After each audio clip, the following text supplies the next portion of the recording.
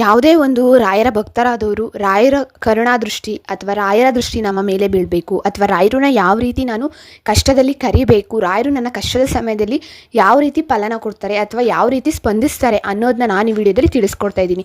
ಅಷ್ಟೇ ಅಲ್ಲದೆ ಭಕ್ತರ ಮೇಲೆ ಯಾವ ರೀತಿ ರಾಯರ ದೃಷ್ಟಿ ಬೀಳುತ್ತೆ, ಒಟ್ಟಾರೆಯಾಗಿ ಹೇಳಬೇಕಾದ್ರೆ ರಾಯರ ದೃಷ್ಟಿ ನಮ್ಮ ಮೇಲೆ ಹೇಗೆ ಬೀಳುತ್ತದೆ ಅಥವಾ ರಾಯರ ದೃಷ್ಟಿ ನಮ್ಮ ಮೇಲೆ ಅಂದರೆ ಅನುಗ್ರಹ ನಮ್ಮ ಮೇಲೆ ಆಗಿದ್ದರೆ ಯಾವ ಎಲ್ಲ ರೀತಿಯ ಸೂಚನೆಗಳು ಅನುಭವಗಳನ್ನ ರಾಯರು ನಮಗೆ ವ್ಯಕ್ತನ ಪಡಿಸ್ತಾ ಹೋಗ್ತಾರೆ ಅನ್ನೋದನ್ನ ಈ ವಿಡಿಯೋದಲ್ಲಿ ಡೀಟೇಲ್ಸ್ ಆಗಿ ಹೇಳ್ತಾ ಹೋಗ್ತಾ ಇರ್ತೀನಿ. ನೀವು ವಿಡಿಯೋನ ಕೊನೆ ತನಕ ನೋಡಿ, ನಿಮಗೂ ಈ ಮಾಹಿತಿ ಗೊತ್ತಾಗುತ್ತೆ ಅಥವಾ ನಿಮಗೂ ಈ ಸ್ಪಂದನೆ ಆಗಿರ್ಬೋದು ನಿಮ್ಮ ಲೈಫಲ್ಲಿ. ಆವಾಗ ನಿಮ್ಗೆ ಅರ್ಥ ಆಗುತ್ತೆ ಅದು ರಾಯರು ನನ್ನ ಮೇಲೆ ದೃಷ್ಟಿನ ಇಟ್ಟಿದ್ದಾರೆ, ರಾಯರು ದಿವ್ಯ ದೃಷ್ಟಿ ನನ್ನ ಮೇಲೆ ಇದೆ ಅನ್ನೋದು ನಿಮಗೆ ಒಂದು ಸಮಾಧಾನವಾಗಿರೋ ಮಾಹಿತಿ ತಿಳಿಯುತ್ತೆ. ಮೊದಲನೇದಾಗಿ ನಾವು ರಾಯರನ್ನ ಪೂಜೆ ಮಾಡ್ತಾ ಇರ್ತೀವಿ, ರಾಯರನ್ನ ನಂಬಿದೀವಿ ಅಂದಮೇಲೆ ರಾಯರನ್ನ ಯಾವ ರೀತಿ ಕರಿಬೇಕು, ನೆನಿಬೇಕು ಅನ್ನೋದನ್ನ ನಾವಿವಾಗ ತಿಳ್ಕೊಳ್ಳೋಣ. ನೀವು ಯಾವುದೇ ರೀತಿಯ ಪೂಜೆ ಮಾಡಿ, ಸೇವೆ ಮಾಡಿ ಅಥವಾ ನೀವು ಮನೇಲಿ ಪೂಜೆನೇ ಮಾಡ್ದೇನೆ ಇರಿ, ನೀವು ರಾಯರನ್ನ ಮನಸ್ಸಲ್ಲೇ ಇಟ್ಕೊಂಡು ಪೂಜೆನೇ ಮಾಡ್ತಾನೆ ಇರಿ. ನೀವೇನೇ ಮಾಡಿದ್ರೂ ಕೂಡ ಮೊದಲನೇದಾಗಿ ನೀವು ರಾಯರನ್ನ ಕರೆಯೋಕೆ ಬೇಕಾಗಿರೋಂಥ ಅತ್ಯಂತ ಶಕ್ತಿಶಾಲಿ ವಿಧಾನ ಏನು ಅಂದರೆ ರಾಯರು ಮೂಲ ಮಂತ್ರನ ಹೇಳ್ಬೇಕು. ನೀವು ದಿನನಿತ್ಯ ಬೆಳಗ್ಗೆ ಸಂಜೆ ಆದರೂ ನೀವು ಹೇಳ್ಬೋದು, ಅಥವಾ ನೀವು ಗುರುವಾರ ದಿವಸ ಮಾತ್ರನಾದ್ರೂ ಹೇಳ್ಬೋದು. ನೀವು ಯಾವುದೇ ಕೆಲಸ ಮಾಡ್ತಾ ಇರ್ಬೋದು, ನೀವು ಯಾವುದೇ ಸಂದರ್ಭದಲ್ಲಿ ಇರ್ಬೋದು, ಎಂಥ ಪರಿಸ್ಥಿತಿಲಿ ಇದ್ರೂ ಕೂಡ ನೀವು ರಾಯರ ಮೂಲ ಮಂತ್ರ ಪೂಜ್ಯಾಯ ರಾಘವೇಂದ್ರಾಯ ಸತ್ಯ ಧರ್ಮರಥಾಯ ಚ ಭಜತಾಂ ಕಲ್ಪವೃಕ್ಷಾಯ ನಮತಾಂ ಕಾಮಧೇನುವೆ ಅನ್ನೋ ಮಂತ್ರನ ನೀವು ಅದು ಅರ್ಥನ ತಿಳ್ಕೊಂಡು ನೀವು ಅದನ್ನ ಪಠಣೆನ ಮಾಡ್ತಾ ಹೋಗ್ತಾ ಇರಿ. ನಿಮಗೆ ಗೊತ್ತಿಲ್ಲದೆ ಇರೋ ರೀತಿ ರಾಯರು ನಿಮಗೆ ಸ್ಪಂದನೆ ಕೊಡ್ತಾರೆ. ಎಷ್ಟು ಸಾಧ್ಯ ಆಗುತ್ತೋ ಅಷ್ಟು ಸರಿ ನಿಮಗೆ ರಾಯರು ನಾಮಸ್ಮರಣೆನ ಮಾಡ್ತಾ ಇರಿ. 108 ಸರಿ, 21 ಸರಿ, 11 ಸರಿ, ಆ ಥರ ನಿಮ್ಮ ಕೈಲಿ ಎಷ್ಟು ಸಾಧ್ಯ ಆಗುತ್ತೆ ಇಷ್ಟೇ ಮಾಡಿ ಅಷ್ಟೇ ಬೇಡಿ ಅನ್ನೋದು ಏನೂ ಇಲ್ಲ. ನಿಮ್ಮ ಕೈಲಿ ಎಷ್ಟಾಗುತ್ತೋ ಅಷ್ಟು ಸಾರಿ ನೀವು ರಾಯರು ನಾಮಸ್ಮರಣೆನ ಮಾಡ್ತಾ ಇರಿ. ಪ್ರತಿನಿತ್ಯನೇ ಮಾಡಿ. ಅದಕ್ಕೆ ಆ ವಾರ ಬೇಕು, ಈ ವಾರ ಬೇಕು, ಈ ವಾರ ಶ್ರೇಷ್ಠ ಅನ್ನೋದು ಏನೂ ಇಲ್ಲ. ನೀವು ವಾರ ಪೂರ್ತಿನೂ ನೀವು ಮಾಡ್ಬೋದು. ಬೆಳಗ್ಗೆ ಎದ್ದ ತಕ್ಷಣ ಮಾಡ್ಬೋದು, ರಾತ್ರಿ ಮಲಗೋಕ್ಕಿಂತ ಮುಂಚೆ ಮಾಡ್ಬೋದು. ನಿಮ್ಗೆ ಹೇಗೆ ಅನುಕೂಲ ಆಗುತ್ತೋ ಆ ರೀತಿ ನೀವು ಮಾಡ್ಕೊಂಡು ಹೋಗ್ಬೋದು. ರಾಯರು ನಿಮಗೆ ಒಲಿಬೇಕಂತಂದ್ರೆ ನೀವು ಅತಿ ಹೆಚ್ಚಾಗಿ ರಾಯರು ಭಕ್ತಿಗೀತೆಗಳನ್ನ ಕೇಳ್ತಾ ಹೋಗ್ಬೇಕು. ಅದರಲ್ಲೂ ಈ ಸಾಂಗ್ ಇದೆಯಲ್ಲ, ಇದು ರಾಯರು ನಾಮಗಳನ್ನ ಹೇಳುವಂಥದ್ದು ಅಂದರೆ ಸಾರುವಂಥ ಸಾಂಗು ಅಂತಲೇ ಹೇಳ್ಬೋದು. ಅದೇ ರೀತಿ ಸುಮಾರು ಹಾಡುಗಳಿವೆ, ಸುಮಾರು ರೀತಿಯ ಭಕ್ತಿಗೀತೆಗಳಿವೆ. ಅದನ್ನ ನೀವು ಸುಮ್ಮನೆ ವಾಲ್ಯೂಮ್ನ ಕಡಿಮೆ ಇಟ್ಕೊಂಡು ಕೇಳ್ತಾ ಇರಿ. ನೀವು ಏನೇ ಕೆಲಸ ಮಾಡ್ತಾ ಇದ್ರು ನಿಮ್ಮ ಬಾಯಿಲೆ ಆಗಿರ್ಬೋದು ಅಥವಾ ನಿಮ್ಮ ಮನಸ್ಸಲ್ಲೇ ಆಗಿರ್ಬೋದು, ರಾಯರು ನಾಮಸ್ಮರಣ ಜಾಸ್ತಿ ಮಾಡ್ತಾ ಇದ್ರೆ ರಾಯರು ಅನುಗ್ರಹ ಆದಷ್ಟು ಬೇಗ ನಿಮಗೆ ಆಗುವಂಥದ್ದು. ಇಂಪಾರ್ಟೆಂಟ್ ವಿಷಯ ಏನಪ್ಪಾ ಅಂದ್ರೆ, ನೀವು ರಾಯರನ್ನ ಮನೇಲಿ ಪೂಜೆ ಮಾಡ್ತಾ ಇದ್ರು ಓಕೆ, ಅಥವಾ ಮನೇಲಿ ಪೂಜೆ ಮಾಡ್ತಾ ಇಲ್ಲ, ನಾನು ರಾಯರ ಮೇಲೆ ನಂಬಿಕೆ ಇಟ್ಟಿದ್ದೀನಿ, ರಾಯರು ಕಂಡ್ರೆ ನನಗೆ ಇಷ್ಟ ಅಂತ ಅನ್ನೋರಾದ್ರೂ ಕೂಡ ನೀವು ಪೂಜೆ ಮಾಡಿಲ್ಲ ಅಂದ್ರೂ ನಡೆಯುತ್ತೆ. ರಾಯರು ಮಠಕ್ಕೆ ಹೋಗ್ಬಿಟ್ಟು ಬನ್ನಿ. ನಿಮಗೆ ವಾರನೂ ಆಗುತ್ತೆ ಅಂತ ಅಂದ್ರೂ ಹೋಗಿ, ಇಲ್ಲ ನಿಮ್ಗೆ ಯಾವಾಗ ಸಾಧ್ಯ ಆಗುತ್ತೆ ಅವಾಗ ಹೋಗಿ. ನಿಮ್ಮ ಹತ್ರ ಏನಾದ್ರು ಪೂಜೆ ಮಾಡ್ತಾ ಇಲ್ಲ ಅಂತಂದರೆ ರಾಯರ ಫೋಟೋನ ಫೋನಲ್ಲಂತೂ ಇದ್ದೇ ಇರುತ್ತೆ. ಭಕ್ತರಾದ್ಮೇಲೆ ರಾಯರ ಫೋಟೋನ ಫೋನಲ್ಲಿ ತೊಗೊಂಡು ನಿಮ್ಮ ಕಷ್ಟ ಹೇಳ್ಕೊಳ್ಳಿ, ನಿಮ್ಗೆ ಏನಾದ್ರು ಒಂದು ಸಂತೋಷ ಆಯ್ತಾ ಹೇಳ್ಕೊಳ್ಳಿ, ನಿಮ್ಗೆ ಏನಾದ್ರು ಒಂದು ನೋವು ಆಯ್ತಾ, ನೀವು ದಿನಪೂರ್ತಿ ಏನೇನೆಲ್ಲ ಮಾಡಿದ್ರಿ ಅದನ್ನೆಲ್ಲ ರಾಯರ ಮುಂದೆ ಹೇಳ್ಕೊಳ್ಳಿ. ರಾಯರನ್ನ ನಂಬಿದ ಮೇಲೆ ರಾಯರ ಹತ್ರ ನೀವು ಏನೇನು ಅನಿಸುತ್ತೋ ಅದನ್ನೆಲ್ಲ ರಾಯರ ಮುಂದೆ ಹಂಚ್ಕೋತಾ ಹೋಗಿ. ರಾಯರು ಆದಷ್ಟು ಬೇಗ ನಿಮ್ಮ ಕಷ್ಟಕ್ಕಾಗಿರ್ಬೋದು ಅಥವಾ ನಿಮ್ಮ ಯಾವುದೋ ಒಂದು ಸಮಸ್ಯೆಗಾಗಿರ್ಬೋದು ಅವರು ಸ್ಪಂದನೆ ಕೊಟ್ಟೇ ಕೊಡ್ತಾರೆ. ನೀವು ನಂಬಿದ ಮೇಲೆ ಕೊಡ್ದೇನೆ ಅಂತ ಇರೋದಕ್ಕೆ ಸಾಧ್ಯನೇ ಇಲ್ಲ, ಅವ್ರ ಕೈನೂ ಬಿಡೋದಕ್ಕೆ ಸಾಧ್ಯನೇ ಇಲ್ಲ. ಮತ್ತು ನಿಮ್ಮ ಕಷ್ಟ ಬಂತು ಅಥವಾ ಯಾವುದೋ ಒಂದು ಸಿಚುವೇಶನ್ ಅದನ್ನ ಹೇಳೋದಕ್ಕೆ ಸಾಧ್ಯ ಆಗೋದಿಲ್ಲ ಅಂಥ ಸಿಚುವೇಶನ್ ನಿಮ್ಮ ಲೈಫಲ್ಲಿ ಬಂದುಬಿಡುತ್ತೆ. ಅವಾಗ ನೀವು ಮಡಿ ಮಾಡೋಕ್ಕಾಗಲ್ಲ ಅಥವಾ ನೀವು ಪೂಜೆ ಮಾಡೋಕ್ಕಾಗಲ್ಲ. ಬಟ್ ಕಷ್ಟ ಬಂದುಬಿಟ್ಟಿದೆ, ನಾನು ದೇವರಲ್ಲಿ ಬೇಡ್ಕೋಬೇಕಪ್ಪ, ಮಡಿ ಮಾಡಿಲ್ಲ ಏನಿಲ್ಲ, ನಾನು ಹೇಗೆ ಕೇಳ್ಕೊಬೋದು ಅಂತ ಆ ಥರ ಎಲ್ಲ ಡೌಟ್ನ ಇಟ್ಕೊಳಕ್ಕೆ ಹೋಗ್ಬಿಡಿ. ಅಂಥ ಪರಿಸ್ಥಿತಿಲಿ ನೀವು ಯಾವುದೇ ರೀತಿ ಸ್ಥಾನ ಮಡಿ ಏನಿಲ್ಲದಿರೋ ಪರವಾಗಿಲ್ಲ, ನಿಮ್ಮ ಮನಸ್ಸೊಂದು ಶುದ್ಧವಾಗಿರಬೇಕು. ರಾಯರಲ್ಲಿ ನೀವು ಎಲ್ಲಿ ನಿಂತಲ್ಲೇ ಆದರೂ ಕೂಡ ಪರವಾಗಿಲ್ಲ, ರಾಯರು ಮಂತ್ರನ ಹೇಳ್ಬೇಕು. ಈ ಮಂತ್ರನ ಹೇಳಿ ಅದಕ್ಕೆ ಅರ್ಥನ ತಿಳ್ಕೊಂಡು ನೀವು ನಿಮ್ಮ ಕೈಲಿ ಎಷ್ಟು ಬಾರಿ ಆಗುತ್ತೆ ಅಷ್ಟು ಬಾರಿ ನಂಬಿಕೆ ಇಟ್ಟು ಆಗುತ್ತೆ, ಈ ಕಷ್ಟ ಇವಾಗಲೇ ಕಳೆಯುತ್ತೆ ಅನ್ನೋ 100% ನಂಬಿಕೆನ ಇಟ್ಕೊಂಡು ನೀವು ಈ ಮಂತ್ರನ ಹೇಳ್ತಾ ಹೋಗಬೇಕು. ನಿಮ್ಮ ಮನಸ್ಸಲ್ಲಿ ಇದಾಗುತ್ತೆ, ಆಗುತ್ತೆ ಆಗುತ್ತೆ, ಕಳೆದೋಗುತ್ತೆ ಈ ಸಮಸ್ಯೆಯಿಂದ ನಾನು ಪಾರಾಗ್ತೀನಿ ಅನ್ನೋದು ನಿಮ್ಮ ಮನಸ್ಸಲ್ಲಿ ಮೂಡಿ ನೀವು ಈ ಮಂತ್ರನ ಹೇಳ್ಬೇಕು. ನೀವು ಯಾವ ಜಾಗದಲ್ಲಿ ಇರ್ತೀರೋ, ಯಾವ ಪರಿಸ್ಥಿತಿಲಿ ಇರ್ತೀರೋ ಅದು ಬೇಡ, ನಿಮ್ಮ ಮನಸ್ಸು ಶುದ್ಧವಾಗಿರಬೇಕು, ನಂಬಿಕೆ ಗಟ್ಟಿಯಾಗಿರಬೇಕು ಅಷ್ಟೇ. ಹತ್ರ ಹೇಳ್ಬೇಕಾದ್ರೆ ನೀವು ಕಷ್ಟದಲ್ಲಿ ಇರ್ತೀರಾ, ಆ ಟೆನ್ಷನ್ಗೆ ನಿಮಗೆ ಏನು ಮಾಡೋಕ್ಕೆ ಗೊತ್ತಾಗ್ತಾರಲ್ಲ, ತುಂಬ ತಳಮಳ ಆತಂಕ ಆ ಥರ ಎಲ್ಲ ಇದ್ದಾಗ ನೀವು ಕಣ್ಮುಚ್ಬಿಟ್ಟು ನಿನ್ನ ಸುತ್ತಮುತ್ತ ಏನೂ ನಡೀತಾ ಇಲ್ಲ, ನಾನು ರಾಯರನ್ನ ಮಾತ್ರ ನೆನ್ಕೊಳ್ಳಿ, ರಾಯರನ್ನ ಮಾತ್ರ ಕಣ್ಮುಂದೆ ತಂದ್ಕೊಳ್ಳಿ. ನೀವು ಯಾವ ಫೋಟೋ ಇಟ್ಟು ಪೂಜೆ ಮಾಡ್ತಿರೋ ಅಥವಾ ಏನೋ ರಾಯರ ಸ್ವರೂಪ ಏನಿರುತ್ತೋ ಅದನ್ನ ಕಣ್ಮುಂದೆ ತಂದ್ಕೊಂಡು ನೀವು ನನ್ನ ಸುತ್ತಮುತ್ತ ಏನೂ ಇಲ್ಲಪ್ಪ, ನಾನು ರಾಯರ ಮುಂದೆ ನಿಂತಿದ್ದೀನಿ, ರಾಯರೇ ಅಂತ ರಾಯರಿಗೆ ಮಾತ್ರ ನಾನು ಹೇಳ್ತಾ ಇದ್ದೀನಿ ಅಂತ ನಿಮ್ಮ ಮನಸ್ಸಲ್ಲಿ ಕಷ್ಟನೆಲ್ಲ ರಾಯರ ಮುಂದೆ ಹೇಳ್ತಾ ಇರಿ. ಬಾಯಲ್ಲಿ ರಾಯರ ಮಂತ್ರನ ಹೇಳ್ತಾ ಇರಬೇಕು. ಕಣ್ಣು ಮುಚ್ಚಿ 10 ನಿಮಿಷಗಳ ಕಾಲ ಕಣ್ಣು ಮುಚ್ಚಿ ನಿಮ್ಮ ಕೈಲಿ ಎಷ್ಟು ಸಾರಿ ಸಾಧ್ಯ ಆಗುತ್ತೋ ಅಷ್ಟು ಬಾರಿ ನೀವು ಮಂತ್ರನ ಹೇಳ್ತಾ ಹೋಗಬೇಕು. ಸಮಸ್ಯೆ ಇದೆ, ತುಂಬ ದಿನಗಳಿಂದ ಅದು ಕಳೀತಾನೆ ಇಲ್ಲಪ್ಪ, ನಾನು ಏನು ಮಾಡಬೇಕು ಅಂತ ಅನ್ನೋದಾದರೆ ನೀವು ಮನೇಲೇ ಸಂಕಲ್ಪ ಸೇವೆನ ಮಾಡ್ಬೋದು. 5 ದಿವಸ ಮಾಡ್ಬೋದು, 7 ದಿವಸ ಮಾಡ್ಬೋದು, ಅಥವಾ 7 ಗುರುವಾರ ಮಾಡ್ಬೋದು, 5 ಗುರುವಾರ ಮಾಡ್ಬೋದು.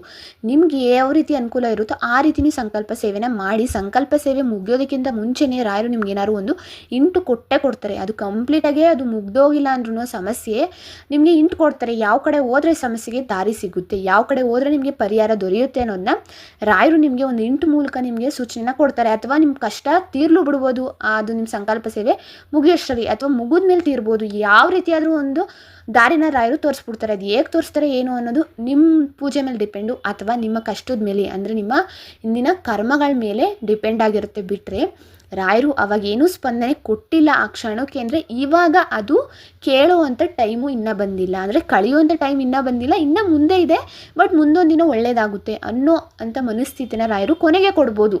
ಕೊಡ್ದೇನಂತೂ ಇರೋದಕ್ಕೆ ಸಾಧ್ಯನೇ ಇಲ್ಲ. ಅವ್ರು ಕೊಟ್ಟೆ ಕೊಡ್ತಾರೆ, ಎಲ್ಲನೂ ಕೂಡ ಕಳೀತಾರೆ. ನೀವು ಯಾವುದೋ ಒಂದು ಸಂಕಲ್ಪ ಸೇವೆನ ಮಾಡ್ತಾ ಇದ್ದೀವಿ ಅಂತಂದ್ರೆ ಅದನ್ನ ನೀಟಾಗಿ ಕ್ರಮಬದ್ಧವಾಗಿ ಕಟ್ಟುನಿಟ್ಟಾಗಿ ಏನೇನೆಲ್ಲ ಕ್ರಮಗಳನ್ನ ಅನುಸರಿಸಬೇಕು ಅದನ್ನೆಲ್ಲ ಫಾಲೋ ಮಾಡೇ ನೀವು ಮಾಡಬೇಕು. ಒಂದು ಮಾಡೋದು ಇಲ್ಲ ಪೂಜೆ ಮಾಡೋದು ಬಿಡೋದು ಆ ಥರ ಎಲ್ಲ, ಊಟದಿಂದ ಹಿಡಿದು ನೀವು ಮಲಗೋ ತನಕ ಯಾವೆಲ್ಲ ಕ್ರಮಗಳಿರುತ್ತೋ ಆ ಕ್ರಮಗಳನ್ನೆಲ್ಲ ಅನುಸರಿಸಿ ಮಾಡಿ. ನಿಮ್ಮ ಮನಸ್ಸಲ್ಲಿ ಒಂದೇ ದೃಢ ವಿಶ್ವಾಸ ನಂಬಿಕೆನ ಇಟ್ಕೊಂಡು ಮಾಡಿ. ಅದು ಪಕ್ಕ 100% ರಿಸಲ್ಟ್ ಕೊಟ್ಟೇ ಕೊಡ್ತದೆ ಅಂತ ನಾನು ಹೇಳ್ಬೋದು. ಸ್ವಂತ ಅನುಭವದಿಂದ ನಾನು ಹೇಳ್ತಾ ಇದ್ದೀನಿ. ನೀವು ಸೇವೆ ಕಂಪ್ಲೀಟ್ ಮಾಡೋಷ್ಟರಲ್ಲಿ ರಾಯರು ಯಾವ್ದಾದ್ರು ಒಂದು ಸೂಚನೆ ಕೊಟ್ಟೇ ಕೊಡ್ತಾರೆ ನಿಮ್ಮ ಪಾಲಿಗೆ. ಅಷ್ಟೇ ಅಲ್ಲದೆ ನಿಮ್ಮ ಸಂಕಷ್ಟದ ಸಮಯದಲ್ಲಿ ನೀವು ಕರಿತಾ ಇದ್ದೀರಾ ಅಥವಾ ರಾಯರು ನೆನೀತಾ ಇದ್ದೀರಾ ಅಂದರೆ ರಾಯರು ಸುಮ್ಮನೆ ಅಂತೂ ಕೂತ್ಕೊಳ್ಳೋಲ್ಲ. ನಿಮ್ಮ ಕರೆಗೆ ರಾಯರು ಸ್ಪಂದನೆ ಕೊಟ್ಟೇ ಕೊಡ್ತಾರೆ. ನಿಮಗೆ ಒಂದು ಆತ್ಮವಿಶ್ವಾಸ, ಧೈರ್ಯ ಕೊಡೋದು, ಏನು ಸಮಸ್ಯೆ ಏನೇನು ಅಲ್ಲ, ಅಥವಾ ಯಾರು ಮೂಲಕ ಹೇಳಿಸ್ಬೋದು. ಏನಕ್ಕೆ ಇಷ್ಟು ಯೋಚನೆ ಮಾಡ್ತಿದ್ದೀವಿ, ಇಷ್ಟೊಂದು ಚಿಕ್ಕ ಪ್ರಾಬ್ಲಮ್ಗೆ ಇಲ್ಲ ಒಂದು ಸೊಲ್ಯೂಷನ್ನ ಕೊಡಿಸ್ಬೋದು, ಬೇರೆಯವ್ರ ಕಡೆಯಿಂದ ಒಂದು ದಾರಿನ ತೋರಿಸ್ಬೋದು. ನಿಮಗೆ ಈ ಥರ ಹೋದರೆ ಒಳ್ಳೆಯದಾಗುತ್ತೆ ಅಂತ ಏನಾದರೂ ಒಂದು ಇಂಟನ್ನ ಕೊಡೋವಂಥದ್ದು, ನಿಮಗೆ ಮನಸ್ಸಲ್ಲಿ ಆ ಭಯನ ತೆಗೆದಾಕ್ಬಿಟ್ಟು ನಿಮಗೆ ಧೈರ್ಯ ತುಂಬಿಸೋವಂಥದ್ದು. ಏನೂ ಇಲ್ಲ, ನುಗ್ಬೋದು, ಎಲ್ಲನೂ ಮಾಡ್ಬೋದು, ಬೇರೆಯವ್ರಿಗಾಗುತ್ತೆ ನನಗಾಗಲ್ವಾ, ಆ ಥರ ಎಲ್ಲ ನಿಮಗೆ ಮೋಟಿವೇಟ್ ಮಾಡೋವಂಥ ಒಂದೊಂದು ಸೂಚನೆಗಳನ್ನ ರಾಯರು ಕೊಡ್ತಾ ಹೋಗ್ತಾರೆ. ರಾಯರು ಮಂತ್ರಕ್ಕೆ ಯಾಕೆ ಅಷ್ಟೊಂದು ಪವರ್ ಅಂದರೆ ಯಾವುದೇ ಒಂದು ಕಾಯಿಲೆನಾದರೂ ಕೂಡ ಗುಣಪಡಿಸ್ಬೋದು. ಅದೇ ರೀತಿ ನೀವು ಯಾವ ಕೆಲಸ ಅನ್ಕೋಬೇಕು ಅಂದ್ಕೊಳ್ತಿರ್ತೀರೋ ಅದಾಗ್ತಾ ಇಲ್ಲ ಅಂದರೆ ಅದಕ್ಕೆ ಅಡೆತಡೆಗಳು ಬಂದೇ ಬರುತ್ತೆ. ಆ ಅಡೆತಡೆಗಳನ್ನ ನಿವಾರಣೆ ಮಾಡೋದಕ್ಕೂ ಕೂಡ ಮಂತ್ರ ತುಂಬಾ ಹೆಲ್ಪ್ ಮಾಡುತ್ತೆ. ಅದರಿಂದಾಗಿ ನೀವು ರಾಯರು ಪೂಜೆ ಮಾಡಿದಾಗ ರಾಯರು ಮಂತ್ರನ ಹೇಳಿ, ರಾಯರು ಹಾಡುಗಳನ್ನ ಕೇಳಿ, ರಾಯರು ಹಾಡನ್ನ ಹಾಕೊಂಡು ನೀವು ಪೂಜೆನ ಮಾಡ್ತಾ ಹೋಗಿ. ಆವಾಗ ಕಾನ್ಸಂಟ್ರೇಷನ್ ಎಲ್ಲ ನಿಮಗೆ ರಾಯರು ಮೇಲೆ ಇರುತ್ತೆ, ಮನಸ್ಸು ಬೇರೆ ಕಡೆ ಹೋಗೋದಿಲ್ಲ. ಅಥವಾ ನಿಮಗೆ ರಾಯರು ಮೇಲೆ ಇನ್ನೂ ಜಾಸ್ತಿ ಭಕ್ತಿ ಜಾಸ್ತಿ ಆಗುತ್ತೆ, ನಿಮ್ಮ ಕಷ್ಟನ ಇನ್ನೂ ಜಾಸ್ತಿ ಹೇಳ್ಕೋಬೇಕು, ರಾಯರು ನಿನ್ನ ನಾನು ಜಾಸ್ತಿ ನಂಬಬೇಕು, ರಾಯರು ನನ್ನ ಪಾಲಿಗೆ ಇದ್ದಾರೆ ಅನ್ನೋ ರೀತಿ ಆತ್ಮವಿಶ್ವಾಸ ನಿಮಗೆ ಬೆಳೀತಾ ಹೋಗ್ತಾ ಇರುತ್ತೆ. ರಾಯರು ದೃಷ್ಟಿ ಏನಾದರೂ ಒಬ್ಬರ ಮೇಲೆ ಅಂದರೆ ಒಬ್ಬ ಭಕ್ತನ ಮೇಲೆ ಬಿತ್ತು ಅಂದರೆ ಅದು ಹೇಗಿರುತ್ತೆ ಅನ್ನೋದನ್ನ ನಾನು ಇವಾಗ ತಿಳಿಸ್ಕೊಡ್ತಾ ಇದ್ದೀನಿ. ಹಾಗಾಗಿ ಅಂತರ ದೃಷ್ಟಿ, ರಾಯರು ಬೃಂದಾವನದಲ್ಲಿದ್ರೂ ಕೂಡ ಅವರು ಅಂತರ ದೃಷ್ಟಿಯಿಂದ ಈಚೆ ಕಡೆ ಅಂದರೆ ಪ್ರಪಂಚದಾದ್ಯಂತ ರಾಯರ ಕೋಟ್ಯಾಂತರ ಭಕ್ತರನ್ನ ಅವರು ಗಮನಿಸ್ತಾ ಇರ್ತಾರೆ. ನಾವೇನೇ ಒಂದು ಕೆಲಸ ಮಾಡಿದ್ರು, ನಾವೇನೇ ಮಾಡ್ತಾ ಇದ್ರು ಕೂಡ ರಾಯರಿಗೆ ಅದು ಗೊತ್ತಾಗುತ್ತೆ. ಅವ್ರ ದೃಷ್ಟಿ ಮೂಲಕ ನಾವೇನು ಮಾಡ್ತಾ ಇದ್ದೀವಿ, ಏನು ಮಾಡ್ತಾ ಇಲ್ಲ, ಅಥವಾ ನಮ್ಮ ಬೆನ್ನಿಂದ ಏನು ನಡೀತಾ ಇದೆ, ನಮ್ಮ ಜೊತೆಲ್ಲ ಇಟ್ಕೊಂಡು ಎಷ್ಟೆಲ್ಲ ಜನಗಳು ಹೇಗೆಲ್ಲ ನಮ್ಮ ಮೇಲೆ ಏನೇನೆಲ್ಲ ಸಾಧಿಸ್ತಾ ಇದ್ದಾರೆ ಅದೆಲ್ಲವೂ ಕೂಡ ರಾಯರಿಗೆ ತಿಳಿತಾ ಹೋಗುತ್ತೆ. ನಾವು ಹೇಳಲಿ ಬಿಡಲಿ ರಾಯರು ನಮ್ಮನ್ನ ಅಬ್ಸರ್ವ್ನ ಮಾಡ್ತಾ ಇರ್ತಾರೆ. ಅದರಿಂದಾಗಿ ರಾಯರನ್ನ ನಂಬಿದ ಮೇಲೆ ರಾಯರು ರೀತಿನೇ ನಾವು ಫಾಲೋ ಮಾಡ್ಕೊಂಡು ಹೋಗಬೇಕು. ರಾಯರನ್ನೊಬ್ಬರು ನಂಬಿಡಿ, ನೀವು ಬೇರೆಯವ್ರನ್ನ ಯಾರನ್ನೂ ನಂಬೋ ಅವಶ್ಯಕತೆನೇ ಇಲ್ಲ. ನಿಮ್ಮ ಕಷ್ಟ ಸುಖನೆಲ್ಲ ರಾಯರ ಹತ್ರನೇ ಹೇಳ್ಕೊಳ್ಳಿ. ಫ್ರೆಂಡು ರಾಯರೇ, ಅಪ್ಪ ಅಮ್ಮನೂ ರಾಯರೇನೆ, ಫ್ಯಾಮಿಲಿ, ಫ್ರೆಂಡ್ಸು, ರಿಲೇಷನ್ಸು ಎಲ್ಲನೂ ಕೂಡ ರಾಯರೇ ನನ್ನ ಪಾಲಿಗೆ ಅಂತ ನೀವು ಒಂದ್ಸರಿ ಡಿಸೈಡ್ ಮಾಡಿಕೊಂಡು ರಾಯರನ್ನ ನಂಬಿದ ಮೇಲೆ ರಾಯರ ಹತ್ರನೇ ನೀವು ಕಷ್ಟ ಆಗಲಿ ಸುಖ ಆಗಲಿ ರಾಯರಿಗೆ ಹೇಳ್ಕೋಬೇಕಲ್ವ. ನೀವು ಬೇರೆಯವ್ರಿಗೆ ಹೇಳ್ಕೊಂಡು ಏನೂ ಪ್ರಯೋಜನ ಇಲ್ಲ. ಅದರಿಂದ ಹೆಚ್ಚು ಸಮಸ್ಯೆಗಳೇ ಉಂಟಾಗುತ್ತೆ ಹೊರತು ನಮ್ಮ ಕಷ್ಟಕ್ಕೆ ಯಾರೂ ಪರಿಹಾರ ಕೊಡೋದಕ್ಕೆ ಸಾಧ್ಯನೇ ಇಲ್ಲ. ರಾಯರು ಮಠಕ್ಕೆ ಹೋಗಬೇಕು, ರಾಯರು ದರ್ಶನ ಪಡ್ಕೊಂಡು ರಾಯರನ್ನ ಕರಿಬೇಕು ಅನ್ನೋದಲ್ಲ. ನೀವು ಯಾವುದೇ ಮೂಲೆ ನಿಂತ್ಕೊಂಡು ರಾಘವೇಂದ್ರ ರಾಯರೇ ಅಂತ ಕರೆದ್ರೆ ಸಾಕು, ರಾಯರಿಗೆ ಅಲ್ಲೋಗಿ ಮುಟ್ಟುತ್ತೆ. ಇಷ್ಟು ಕರುಣಾ ದೃಷ್ಟಿ, ರಾಯರದು ಅಭಯ ಹಸ್ತ, ಕರುಣೆ ಅನ್ನೋದು ತುಂಬಿ ತುಳುಕುತ್ತೆ ರಾಯರಲ್ಲಿ ಅಂತಲೇ ಹೇಳ್ಬೋದು. ರಾಯರು ಬೃಂದಾವನಕ್ಕೆ ಹೋದಾಗ್ಲೋ ಮಠಕ್ಕೆ ಹೋದಾಗ್ಲೋ ಅಥವಾ ನಿಮ್ಮ ಮನೆಯಲ್ಲೇ ರಾಯರು ಫೋಟೋ ಮುಂದೆ ನೀವು ಕುತ್ಕೊಂಡು ಕಣ್ಣು ಮುಚ್ಕೊಂಡು ನೀವೇನು ಕಷ್ಟನ ಹೇಳ್ಕೊತಾ ಇರ್ತೀರ ಅಂಥ ಟೈಮಲ್ಲಿ ರಾಯರು ನಮ್ಮನ್ನ ನೋಡ್ತಾ ಇದ್ದಾರಪ್ಪ, ರಾಯರು ನನ್ನ ಮಾತನ್ನ ಕೇಳಿಸ್ಕೊತಾ ಇದ್ದಾರಪ್ಪ ಅಂತ ನಿಮ್ಗೆ ಏನಾರು ಅನ್ನಿಸ್ತು ಅಂದರೆ ಅಲ್ಲಿಗೆ ರಾಯರು ಕೊಡುವಂಥ ಮೊದಲನೇ ಗುರುತು ಅಂತಲೇ ಹೇಳ್ಬೋದು. ಅಂದರೆ ರಾಯರ ದೃಷ್ಟಿ ನಮ್ಮ ಮೇಲಿದೆ ಅಂತ. ಅಷ್ಟೇ ಅಲ್ಲದೆ ನೀವು ಕಣ್ಣಲ್ಲಿ ನೀರು ಹಾಕ್ಕೊಂಡು ರಾಯರ ಮುಂದೆ ಕೇಳಿಬಿಟ್ರಿ ಅಂದರೆ ರಾಯರು ಅಷ್ಟು ಬೇಗ ಕರುಣೆನ ತೋರಿಸ್ಬಿಡ್ತಾರೆ. ನಿನಗೆ ನಾನು ಇದ್ದೀನಿ ಅನ್ನೋ ರೀತಿ ಅವರು ನಮ್ಗೊಂದು ಸೂಚನೆ ಕೊಟ್ಟು ಬಿಡ್ತಾರೆ. ರಾಯರ ದೃಷ್ಟಿ ನಮ್ಮ ಮೇಲಿದೆಯಪ್ಪ ಅಂತ ಎಷ್ಟು ಖುಷಿ ಪಡ್ತೀವೋ ಅಷ್ಟು ಕೂಡ ರಾಯರು ನಮ್ಮನ್ನ ಪರೀಕ್ಷೆ ಮಾಡಿಯೇ ಅವರು ನಮ್ಮ ಮೇಲೆ ಒಂದು ಅನುಗ್ರಹನ ಮಾಡುವಂಥದ್ದು. ಮೊದಲನೇದಾಗಿ ನಮ್ಮ ಭಕ್ತಿ ಅಂದರೆ ನಮ್ಮ ನಂಬಿಕೆ ಎಷ್ಟಿದೆ ಅವ್ರ ಮೇಲೆ ಅನ್ನೋದನ್ನ ಅವರು ಪರೀಕ್ಷೆನ ಮಾಡ್ತಾರೆ. ಎಂಥ ಸಂದರ್ಭದಲ್ಲೂ ಕೂಡ ನನ್ನ ಮೇಲೆ ಇವರು ನಂಬಿಕೆನ ಕಳ್ಕೊಳ್ಳಲ್ವಾ, ಅಥವಾ ಈ ಸಂದರ್ಭಕ್ಕೆ ಮಾತ್ರನ ಇವರು ನನ್ನ ಮೇಲೆ ನಂಬಿಕೆ ಇಟ್ಟಿರೋದು ಅನ್ನೋ ಟೆಸ್ಟು ಅಂದರೆ ಅನ್ನೋ ಪರೀಕ್ಷೆನೂ ಕೂಡ ರಾಯರು ನಮ್ಮ ಜೀವನದಲ್ಲಿ ತಂದು ಒಡ್ಬೋದು. ನಾವು ಅದನ್ನ ಎದುರಿಸಿ ರಾಯರೇನೆ ನನಗೆ ಎಲ್ಲ, ರಾಯರೇ ಇದ್ದಾರೆ ಅನ್ನೋ ರೀತಿ ನಾವು ನಿಂತ್ಕೊಂಡಂಗೆ ಮಾತ್ರನೇ ಅದು ಸಾಧ್ಯ ಆಗುವಂಥದ್ದು. ಪರೀಕ್ಷೆಯ ನಂತರ ಪರಿಹಾರನ ಕೊಟ್ಟೇ ಕೊಡ್ತಾರೆ. ನಿಮ್ಮ ಬೆನ್ನ ಹಿಂದೆ ರಕ್ಷಣಾ ಕವಚ ಶಾಶ್ವತವಾಗಿ ನಿಮ್ಮ ಲೈಫಲ್ಲಿ ಅವರು ಸದಾಕಾಲ ಜೊತೆಗೆ ಇರ್ತಾರೆ. ಪರೀಕ್ಷೆ ಆದಮೇಲೆ ರಾಯರು ಪರಿಹಾರನ ಕೊಡೋದನ್ನು ಮರೆಯೋದು ಇಲ್ಲ, ಕೊಡ್ದೇನೆ ಇರೋದಕ್ಕೂ ಸಾಧ್ಯನೂ ಇಲ್ಲ. ಕನಸಿನಲ್ಲಿ ದರ್ಶನ ಕೊಡ್ತಾ ಇದ್ದಾರೆ ಅಂದರೆ ಅಲ್ಲಿಗೆ ಅರ್ಥ ಮಾಡ್ಕೊಂಡು ನಾನು ನಿನ್ನ ಜೊತೆಲೇ ಇದ್ದೇನೆ ಅನ್ನೋ ಒಂದು ಭರವಸೆನೇ ರಾಯರು ಕೊಡ್ತಾ ಇದ್ದಾರೆ. ರಾಯರು ದೃಷ್ಟಿ, ರಾಯರು ಅನುಗ್ರಹ, ರಾಯರು ನಮ್ಮ ಜೊತೆಲೇ ಇದ್ದಾರೆ ಅನ್ನೋದನ್ನ ಇಲ್ಲಿ ವ್ಯಕ್ತಪಡಿಸ್ತಾರೆ ರಾಯರು. ಕೊನೆಯದಾಗಿ ಹೇಳ್ಬೇಕು ಅಂತಂದರೆ, ನೀವು ರಾಯರು ಫೋಟೋನೇ ನೋಡಿ ಅಥವಾ ಬೃಂದಾವನಕ್ಕೆ ಹೋದಾಗ ರಾಯರು ಬೃಂದಾವನನೇ ನೋಡಿ, ರಾಯರನ್ನ ಕಣ್ಣಲ್ಲಿ ಕಣ್ಣಿಟ್ಟು ನೋಡಿ. ನಿಮ್ಮ ಕಷ್ಟ ಹೇಳ್ಬೇಕಾ, ರಾಯರು ಹತ್ರ ಸುಖ ಕೇಳ್ಕೋಬೇಕಾ, ಅಥವಾ ನೀವೇನೇ ಒಂದು ಕೇಳ್ಕೋಬೇಕಾ, ರಾಯರು ದರ್ಶನ ಮಾಡಬೇಕಾದ್ರೆ ರಾಯರನ್ನ ಕಣ್ಣಲ್ಲಿ ಕಣ್ಣಿಟ್ಟು ನೋಡಬೇಕಂತೆ.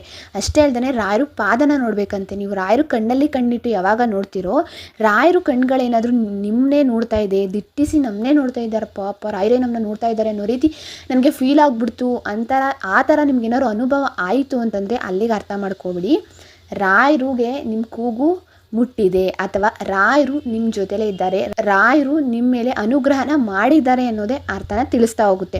ಇದಿಷ್ಟೂ ಕೂಡ ರಾಯರು ನಮ್ಮ ಕಷ್ಟದ ಕಾಲದಲ್ಲಿ ಅಥವಾ ನಮಗೆ ಏನಾದರೂ ಒಂದು ಸೂಚನೆನ ಕೊಡ್ತಾ ಇದ್ದಾರೆ ಅಥವಾ ನಮ್ಮ ಮೇಲೆ ಯಾವುದಾದ್ರು ಒಂದು ಅನುಗ್ರಹನ ಮಾಡಿದ್ದಾರೆ ಅಂದರೆ ಇದೆಲ್ಲದ್ರ ಮೂಲಕ ರಾಯರು ನಮಗೆ ಸ್ಪಂದಿಸ್ತಾ ಹೋಗ್ತಾರೆ. ಇನ್ನು ಯಾರೆಲ್ಲ ನನ್ನ ಚಾನೆಲ್ನ ಸಬ್ಸ್ಕ್ರೈಬ್ ಮಾಡ್ಕೊಂಡಿಲ್ಲ ಮಾಡಿಕೊಂಡು ಬೆಲ್ ಐಕಾನ ಪ್ರೆಸ್ ಮಾಡ್ಕೊಳ್ಳಿ. And thank you for watching.